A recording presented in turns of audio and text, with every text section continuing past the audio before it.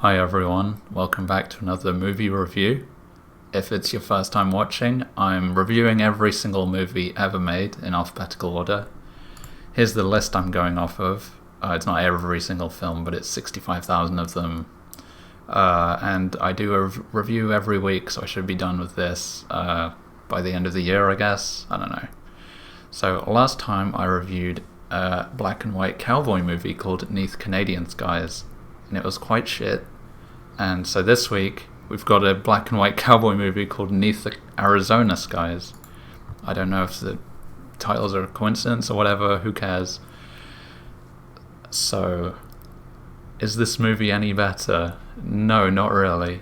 When I looked at the Wikipedia page before I watched it, I saw it had John Wayne in it, and that gave me a bit of hope because I've heard of the name John Wayne. I thought he was meant to be a good actor or something, or like one of the old movie stars. In The Sopranos, Tony Soprano is always saying how he misses, the John Wayne type, like the strong, silent hero who doesn't talk about his problems and stuff. And maybe because I had just associated John Wayne with Sopranos, I thought there would be like character complexity, and I thought his performance was going to be like, I thought he was going to elevate the movie somehow, or he was going to be, good in any way. But he's not really. He's just like any other cowboy actor in this movie, at least. He did like 9 other black and white cowboy films in 1934 alone.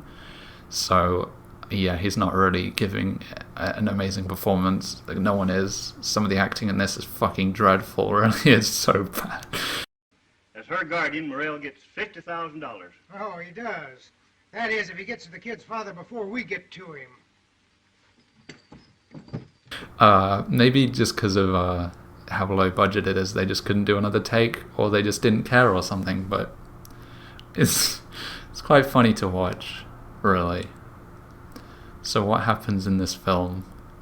So John Wayne, he is the guardian of a Native American kid, and the Native Americans are being handed out free money because the white man is drilling for oil on their land.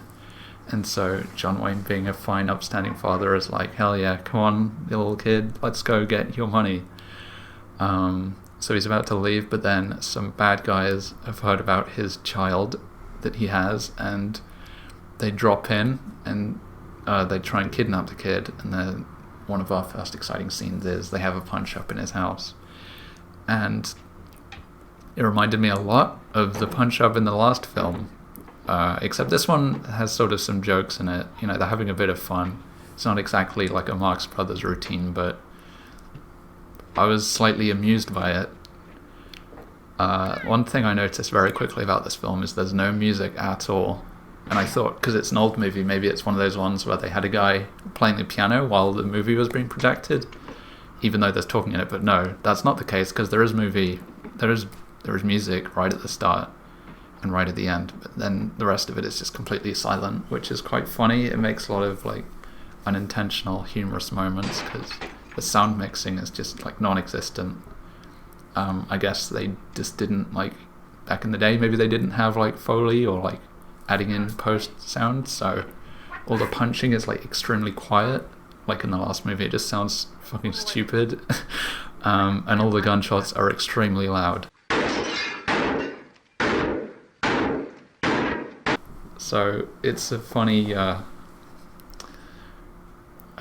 movie, really. Not on purpose, and mostly it's just boring, but it has a few moments of being entertaining. It's exactly like the last one, really, where they just sort of string together some exciting scenes with talking. Even though this one does it a lot better than the last one, it's sort of keeping me awake. Because the plot is slightly more convoluted, and they actually think of funny things to happen. So John Wayne escapes with this kid, and the bad guys are after him. And he does some funny, clever cowboy maneuvers, trying to lose them, I guess. He strings up a guy, and the guy is hanging from a tree, and he makes a completely bizarre noise that I'm gonna have to edit in here because this review fucking needs something to keep it interesting.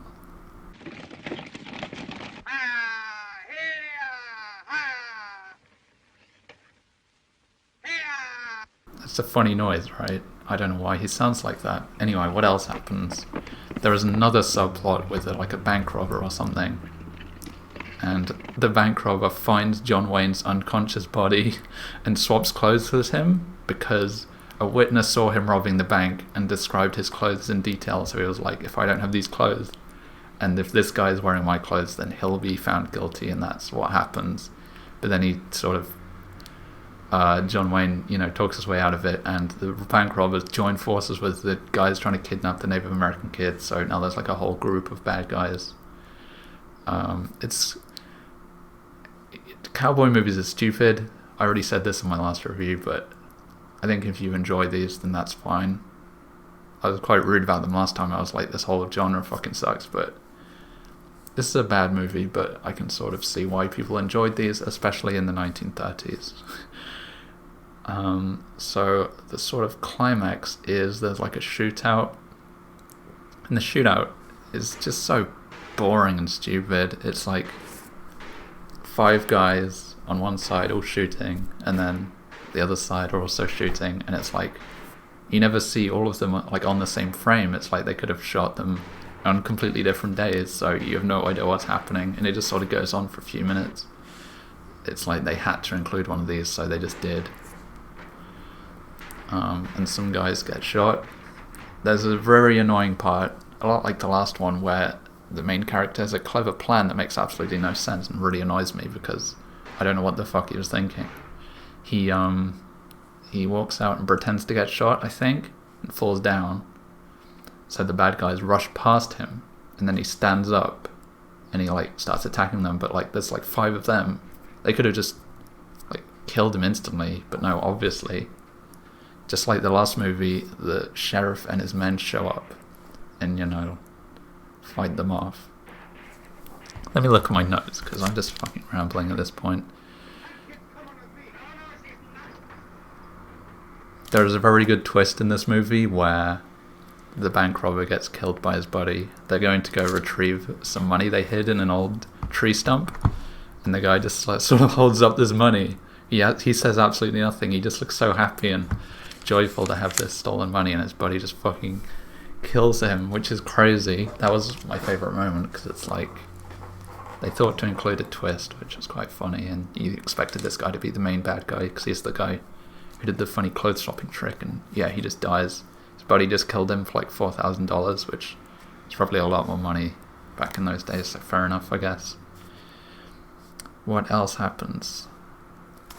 Yeah, so the ending, I didn't like it because there's like horse stunts. There's bits where the horses fall over, and you just know back in those days they didn't give a shit about the horses, and whenever they filmed a scene like that, it was sort of like a 50-50 chance if the horse was going to like die from that or be seriously injured, so I don't like seeing that very much, really. And then at the very end, John Wayne and the other fella are in some water having a fight, and it's very stupid and weird and not very fun to watch because they're so wet you can't tell them apart, and they're just sort of having a bit of a fight. That's just what happens in these. And then John Wayne wins. And oh yeah, I didn't mention the father character, the little kid's father. They find him, and they need his signature to get the kid the money. And I was really hoping for some kind of backstory on him and why he immediately left that kid's life and why John Wayne was raising her, but we never get that. As soon as that last fight is over, there is one extremely stupid scene where it shows the kid fucking around with John Wayne, like trying to annoy him or something, and he's with the woman because, all these movies have like a 1-woman limit, and the woman character ends up with John Wayne in this, if you can believe that. That's about all I want to say about this movie. I don't know if I've already finished that review, but I'm bored of talking about it. It was slightly better than the last movie, which I gave 1.5 stars out of 4, but I'm also going to give this one 1.5 stars out of 4. Because I don't like cowboy movies, but luckily, coming up, we have some actual movies to watch. I'm very much looking forward to this. So we've finished all the punctuation movies. Now we're moving on to numbers, which is where we're going to be for a while. And this movie 1, which I'm going to be doing next week, is a modern documentary. that I might actually have wanted to watch if I wasn't doing this stupid movie reviewing thing. So hopefully you'll join me next time, where I'll be reviewing an actual movie for a change. Hope to see you then. Thank you very much for watching, and goodbye.